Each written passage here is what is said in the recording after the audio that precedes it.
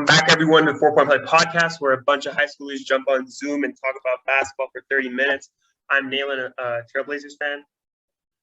I'm Kushaal, a Warriors fan. I'm Ishan, I'm a Houston Rockets fan. Oh, sorry. I'm Rohan, and I'm a Mavericks fan. All right, so today we're finally getting into our predictions for awards. So Coach of the Year, Rookie of the Year, MIP, what else? MVP.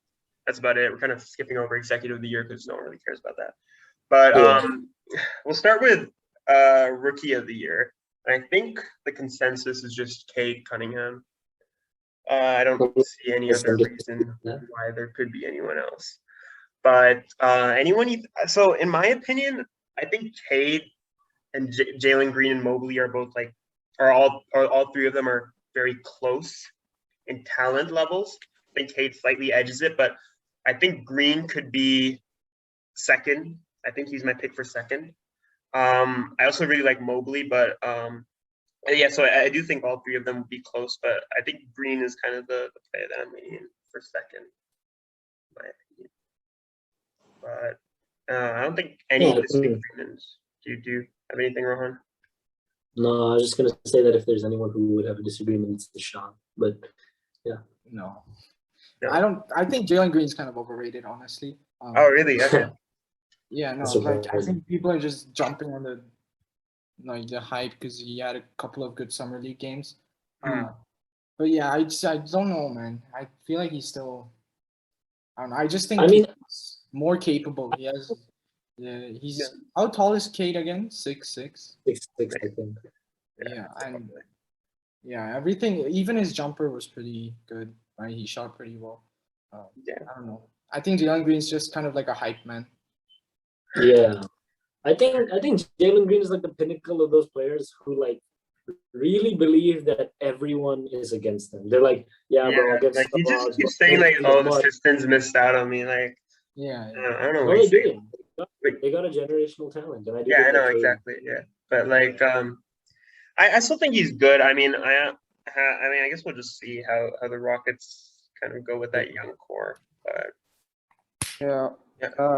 I think that Cade is definitely going to win it, just because usually how Rookie of the Year goes is a person from a bad team gets it, and the Pistons are the definition of bad.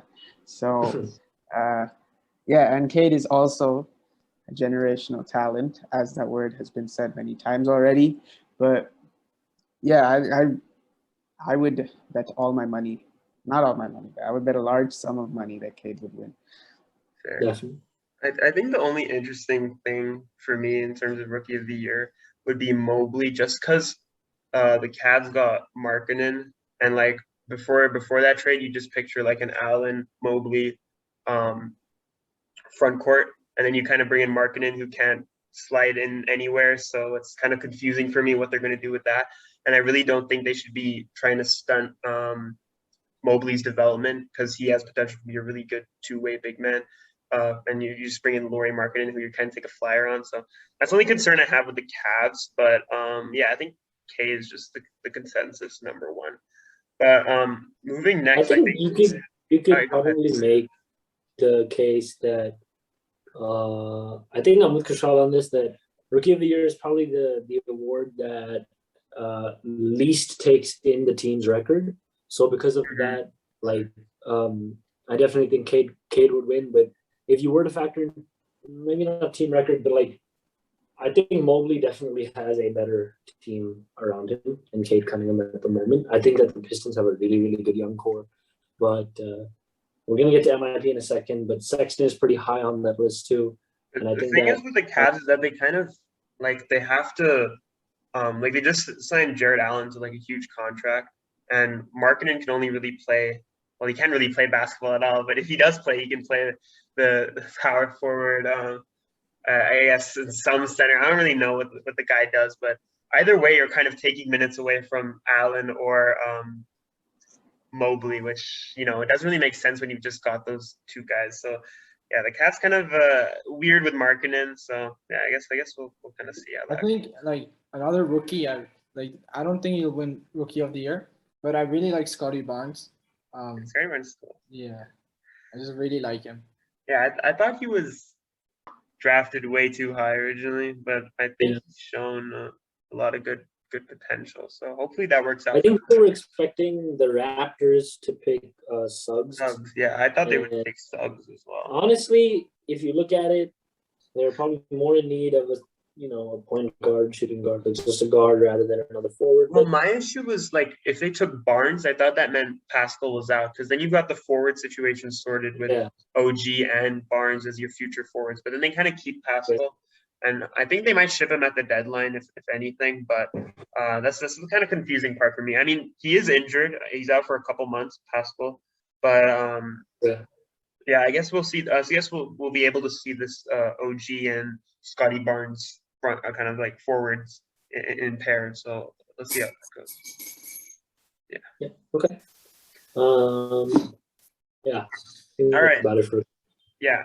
All right. Moving on, we're gonna go to MVP. I know Rohan wants to start off with some Luka talk, so giving you the stage, Rohan. Go ahead. Let's hear it. I specifically requested the time before we started filming. Yeah. So I just wanted to be the one to say it first. I mean, it's not like I'm a delusional fan to say that I have Luka winning MVP. I think that the Mavs are around about a 50-win team this year, if not more. I think their potential is even higher, but that's a different debate. I think that Porzingis is gonna bounce back. Maybe not to the potential that he had with the Knicks, like where we would have imagined him to be at 2022, but I think he can return to, some form, near all-star form. I do think so. It might be a bit of a bold take, but I definitely think he has the opportunity to this year. I think Hardaway and Jalen Brunson will be very, very solid contributors. We got rid of Josh Richardson, which is a bonus. I just think that Luka is gonna. I'm not gonna say take a leap. I mean, there's not much more of a leap he can take, but I definitely think that his game will ascend a little bit. He'll be a bit smarter, a bit more mature. And I think that his MVP case will definitely be strengthened if and hopefully when we do get Dragic, because I think Dragic is going to be like the perfect guy for Luka to have in terms of experience, leadership, how to remain calm and things like that. And it's definitely just something that would help a lot, but I have Luka winning MVP. And That makes sense. Anyone? So I also have Doncic as my first pick. It's not. I wouldn't say it's as certain as Rohan. I think he is the favorite for me still. I'm not going to deny that. Is everyone else Doncic as their first pick? No. I mean, no. Doncic. I mean, like I have Curry, Giannis, and Doncic tied. I can't really pick one right now. But I just feel like Giannis won't get it just because the thing is with Giannis is just that he's won it too many times, where it's kind of like he's won it way too many times, and I feel like for Curry, I don't know, it's kind of setting up for him. So I have, as the resident Curry fan here, I have Curry and Luka. So my reasoning for Curry is the only reason why Curry didn't get it last year was the Warriors seeding, right? They got 7th. Yeah. And this year with Clay back in like December or something, and just the younger guys getting better, I think the Warriors will have a better position. Not like that high, but like higher than 7 at a point where he's in a team good enough that gets the award of MVP. And my only concern there is his age. He might take a decline, but he's Curry. Also, obviously, he probably won't take that big of a decline if he does decline, because he's Curry. But because of that age thing, I also have Luka, and I mean Luka. I can't really say anything other than Luka is Luka, and he's like the only person in the league right now that I think Rohan and Ishan agree that has GOAT potential. And I agree too. Okay, Naylin. I also agree. We're just saying that. Well, it's just Rohan and Ishan say more. So yeah. And then, but obviously as a Warriors fan, I want Curry to win more than Luka. But so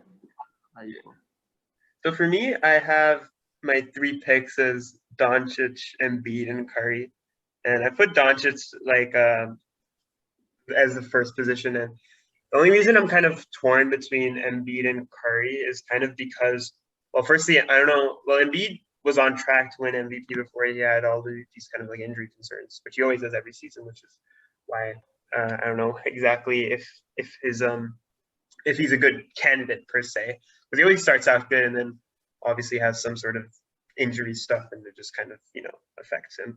But my issue I think Curry will have a great season.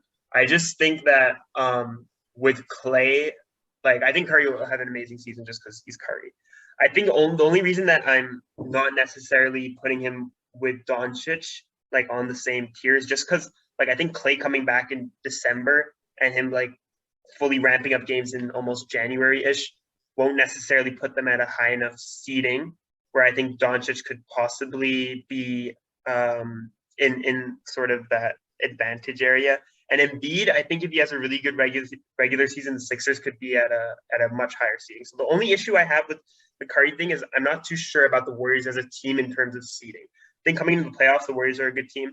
I think Curry will have a really good season. My only issue, I mean, I still have him as a top 3 candidate, is the seeding with the Warriors. That's the only thing that I'm a bit concerned about. I think, I think that you can expect.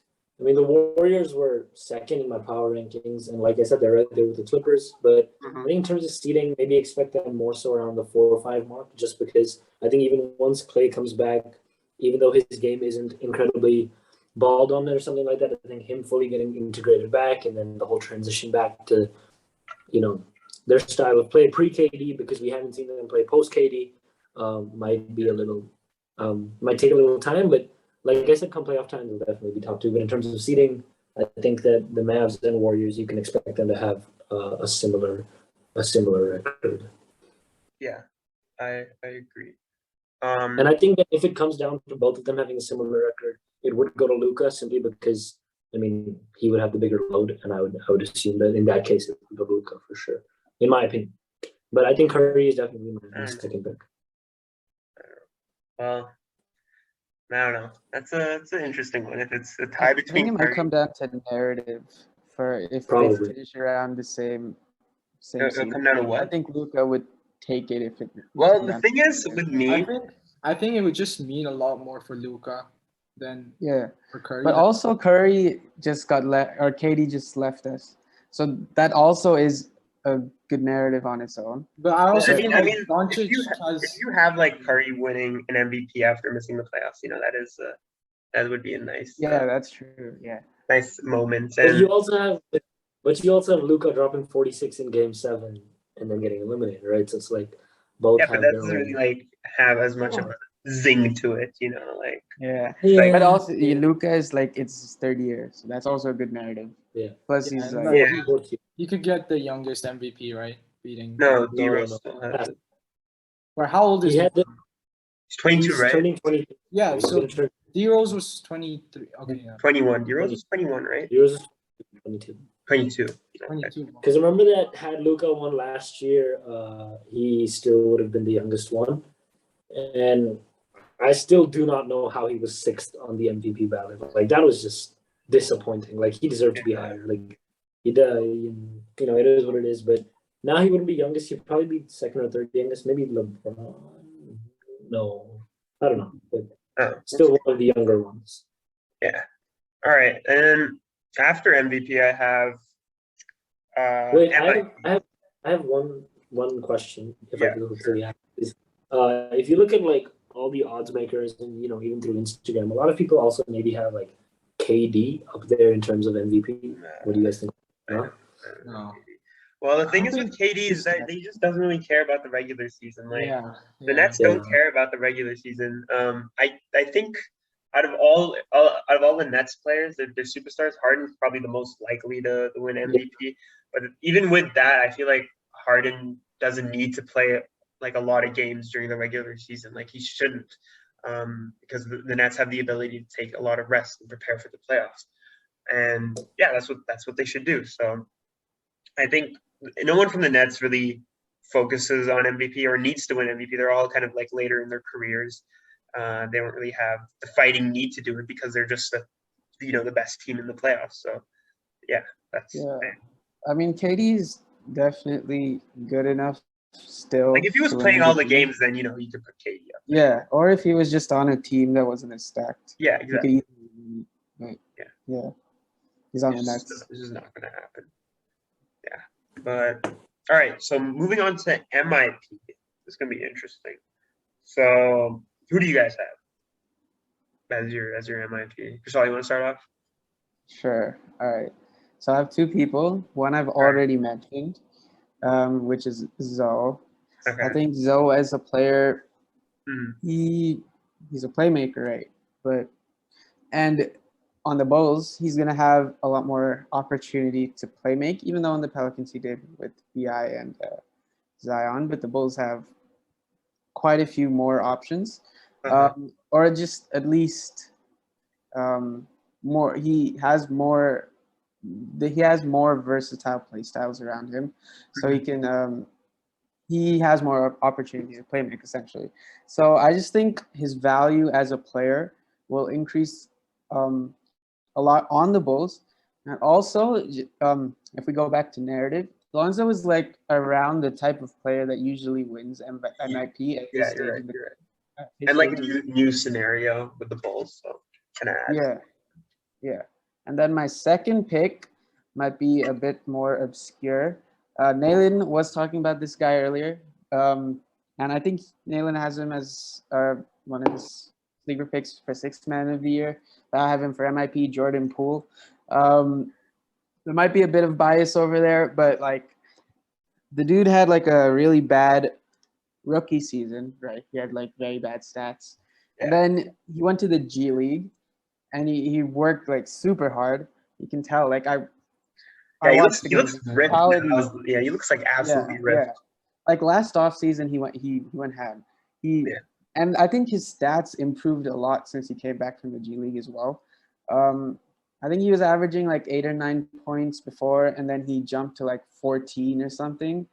Like I think his averages, I think he finished the season off with like 11 or 12, but his end stretch was like 14, 15. So I think he can be consistent with that end stretch, maybe jump a little bit to like 16, 17, maybe to win MIP next year. But also there's a bit of bias in there. I want him to do well, so I'll predict him to do well. But yeah, I think if he makes the jump to like 17, 18 points a game, and he did improve his efficiency a lot after coming back from the G League, but his efficiency overall wasn't that good. But when he came back, similar to his points jump, I think that will increase as well. Yeah, I think if he gets like if he starts shooting like 40 from 3 or something, maybe, which is it's a bit risky to say, but I think he could, given like how hard of a worker he is. I think he could win MIP. I mean, just by like watching him play, you can tell like he passes the eye test, So I have him, but Lonzo's probably the safer option. But yeah, Jordan is also like similar to Lonzo. He's a third-year player, and I think in the past a lot of third-year players win MIP. I initially had Ant, but he's a second-year player, and I realized not many second-year players win it. So yeah. For a second there, I thought you were talking about Anthony Simons, and I was like, wait, what? So, I mean, I think he'll take a jump, not a MIP level jump, but I think he's a very good. Yeah, because I think for MIP level jump, it's like. Well, I don't think I'm not high on Jordan Poole in terms of an MIP jump. I think I've always liked Jordan Poole. Like I think he's a great player. I'm more of him on like the lower end of the Sixth Man of the Year, like a third or fourth pick for Sixth Man of the Year. I think he'll take a jump. I just don't think it's good enough for MIP when I look at like the reason I think since Clay is coming back in December, he has like a big window as well. Yeah. So then I can see that though. I'm just a bit optimistic. Yeah, I mean, I think he'll take a jump. I just can't see it being that big of a jump. Like compared to other players I have, which are like my MIP pick is OG Anunoby. I think I had him second last year. I think this is his outlet to really shine because he's on a team where the forward position is open with Pascal out. So I think he needs to take advantage of it. And I really think he has the ability to win MIP. So he's my pick. I think other two players I kind of have are Keldon Johnson and Derek White. There are two other players that I watch. I really like Derek White as a player. He had injury concerns last year. I think has a really good chance of doing well. And then Keldon Johnson, we saw him in the Olympics do pretty well. So I think those two Spurs players are players that I could see potentially take a jump, particularly Keldon Johnson, hopefully, especially with DeRozan now. You know, you have all the young guys together. So hopefully that team kind of becomes an exciting team to watch. And then another wild card pick I have is Yusuf Nurkic, which is the wild card pick for sure. But I think my only thing with Nurkic is that when he was actually like playing good, is that he was actually considered a good center. So like I think it's more if he's going to return to that and maybe be slightly better. So I don't know if I would necessarily put him in MIP. I just think he's going to take like a slightly bigger jump from his. Yeah, well, I think he will take a jump, but like he's already been at a high level. Yeah, I I can like, see that. Yeah, 100%. The award doesn't like don't. Yeah, like doesn't I get you for sure. He's just kind of a pick on the side. But Ishan, why don't you go ahead? Okay. I had Lonzo as well. Okay. But then my other two players are kind of like, I think it's a little too much to go on. But like I have Horton Tucker and Miles Bridges. Oh God. PhD. I feel like that's quite a miserable pick for him. No, I think come on. Horton There's no minutes for him. Like he's getting no Yeah. minutes anywhere. That's Anytime. true. Like he has no. I mean, minutes. he's good, but like no. Yeah, I think he's slightly overrated, to be honest, as a young prospect. I don't think he's overrated. He doesn't. Yeah, get see, like the reason I have Jordan Poole is like for similar reasons why Taylor Horton Tucker was like overrated last year. He's on the Lakers, right? All the spotlight is on him. With Jordan Poole on the Warriors, with Clay back, they're gonna be the spotlight's gonna be on them too. So then they're like he's kind of flown under the radar for most like casual NBA fans.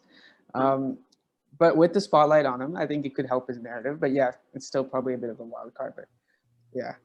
I think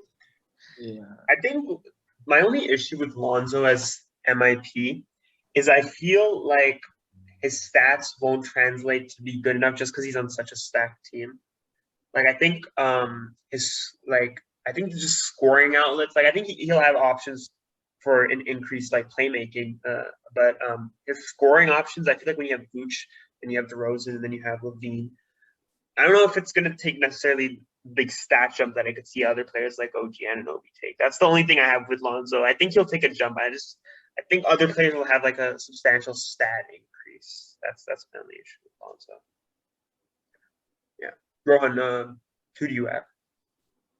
Well, I mean, I've gone in a different direction than all of you. I think honestly, Lonzo is probably the most reasonable pick, but I wrote down Kevin Porter Jr. I think that the issue is that the issue is that I'm coming to realize that most improved players almost always, if they don't become all-stars, they become near all-stars. So that's why I think Jordan Poole is also, that's just not going to happen just because I don't think they reach that kind of I mean, the West guards are just way, way too stacked. Like Jordan Poole. I don't think he'll win MIP. I think he'll take a jump. Okay, wait. So the reason I don't have KPJ is because tankers, like teams who tank, never have an MIP. Like I don't think I can't name any player who's been on a tanking team that has won. Yeah, like that's what I'm saying, right? I think Lonzo is probably the more reasonable pick. I just had KPJ. I think Lonzo is definitely much more suited to win it because I think his potential to grow as a player is much higher with the Bulls now. So yeah. All right, moving on. Sixth man of the year. So I kind of have Ingles / Clarkson again, which I think Clarkson won it last year. But those are, I feel like with Clarkson is just that, like when he's someone who just like shoots so much. He's like just hogs the ball and shoots it, and like half of the time it works, and then you get good stats. And he's a good bench player. So I have Clarkson. I don't really know what other bench player could be there. So I have in the distant couple picks is Poole and Brunson, but I don't think they're necessarily going to be like contenders for sixth man of the year. I think I just have Ingles and Clarkson as I also have Clarkson. I wanted to say Brunson, but the rational part of me said I couldn't. And I mean, I think he's like a distant pick. I just I don't see him as like a contending pick. But yeah, I think he could finish top 5 for sure. Yeah, Brunson maybe. But I do think it'll go back to Clarkson. Again, I think it does have to be one of the Jazz players, either Clarkson or Ingles, and I do think that it will be Clarkson over Ingles. So yeah. Yeah, so I have Kobe White. Interesting. Okay. Just because, okay, I have Kobe White because, we've seen him have amazing stretches last year. I had him on fantasy last year, by the way, and he was very bad. Yeah, no, I had him on fantasy as well, and he had he had some really good stretches, and I think as a sixth man, those stretches are pretty important. And he's the guy who can just have a game and then just pop off while maybe Zoe is not having the best shooting day or something. And then I think just because the Bulls are so stacked, and it's kind of easy to pick a Bulls player because of just how new their whole team is, as for any award in general, really. So I have Kobe White. Yeah, I guess it's not too substantiated. It's just the Bulls are super talented. Kobe White's a good player, and he had good stretches last year, and he passes the eye test for me. So I'd say I could have him sixth man of the year, but probably one of the Jazz players are a more safer pick. So yeah. All right, Ishan, any? No, I have Clarkson as well, but going back to Kobe White, I just don't think he's gonna be sixth man at all. I thought Kobe White was gonna be that good last season, but he turned out not good. No, he just had a good start, and that's pretty much it. That's honestly all he did. And I don't know, as a bench, I just don't see him. I don't know. I think a lot of Bulls fans think he has a potential for all-star, borderline all-star in the future. But he hasn't shown any of that, in my opinion. I think he's just one of those other NBA players who's just okay at everything. I don't really like Kobe White at all. Okay. All right. Well, Ishan probably watches more Bulls games than me, so his opinion is probably more justified than mine is. But yeah, I mean, we're not. I don't think White's gonna win it, but sort of wrapping it up almost. We'll go into Coach of the Year, which I think is the more interesting one, at least in my opinion, just because the Blazers have a new coach, obviously. But so my pick for Coach of the Year is Udoka with the Celtics. I think he is going to take it. And then in second place, I do have Chauncey Billups. I think he's a good second pick. And third, I have I could see in second place I could see Chauncey or Chris. I feel like this pool of Chauncey, Chris Finch, and Willie Green are kind of my picks, but I'm kind of leaning towards Chauncey just because I feel like the Pelicans I'm not too sure on, and the Wolves I'm a little bit higher on, but I'm just not complete. I feel like Chris Finch has somewhat of a decent chance if he can turn the Wolves around, which I don't know, could happen. But I think with the Celtics, I think Udoka is a good pick. Oh, what about you guys? All right, so I have Jason Kidd now. I'm just playing. I have Steve Kerr. Actually, again, this was before I learned that Clay was coming back in December, but I'm gonna stand by it. I think it could be a resurgent year for. I don't know if I like it that much. No worries. Yeah, well, I have Chauncey Billups 14th on my list, so I don't like it that much either. But all right. It is what it is. You'll see. Just watch. All right, he's gonna be good. I think I'm so excited to see the Blazers get the 8th seed this year. I'm so excited. Definitely not happening. So, It's Portland are definitely- gonna I have get my relegated. screenshots ready. I have my screenshot, and we Yeah, have no, no, this. no, We have this. Yeah, we have this. This is why we started the podcast, just so I can be right in a couple months. Nah, Naylin, Naylin, Portland's gonna Naylin, get relegated to the G League. Naylin, you are right. Wait, Ishan, I'm sorry. Listen. Naylin, you are right. The Blazers won't be 8th because they're not going to make the playoffs. They're going to be like 10th or 11th. All right. Yeah. You know, I'll save my trash talking for later. But yeah, I don't see Steve Kerr winning it at all. To be honest, yeah, I don't see Steve Kerr winning it. Okay. The reason why is I because do. you do is that who you have Yeah. as your pick? But okay, you explain why you don't. Well, then I'll okay. explain why I do. So I'm looking at the people that win Coach of the Year are usually like new head coaches or coaches that have been changed mid-season and have like elevated a team completely, right? Steve Kerr, that happened to Steve Kerr. That's how he won Coach of the Year. Is he took over, which by the way, I'm just gonna compare Steve Kerr to Chauncey, like the taking over, by the way, right? Mark Jackson considered a really good coach. Terry Stotts was kind of considered a decent coach. I hate Terry Stotts, but he was kind of considered a decent coach. Mark Jackson had really old basketball methodology. So did Steve Kerr. What do they do? They take a guard, you know, former NBA championship caliber guard, and they put him on the Warriors, you know, take him to a new level. Chauncey maybe takes the Blazers to the new level. Just comparing them there. But that's how Steve Kerr won Coach of the Year. And then after that, you see the trends you see. What guard? Steve Kerr. Like you Oh, take him. okay, never mind. take- and, like, I was talking about a Chauncey's player. Okay. Yeah, no. So you put that's how Steve Kerr won it. And then in recent years you had Tibbs, you have Nick Nurse, who was a new coach. Then you had Budenholzer, which I think he was a new coach, or he was new with the Bucks at the time. So I feel like new coaches have the narrative going, and I feel like they can transform teams. Like the Celtics last year were disappointing, and I feel like they can transform teams. That's my thing.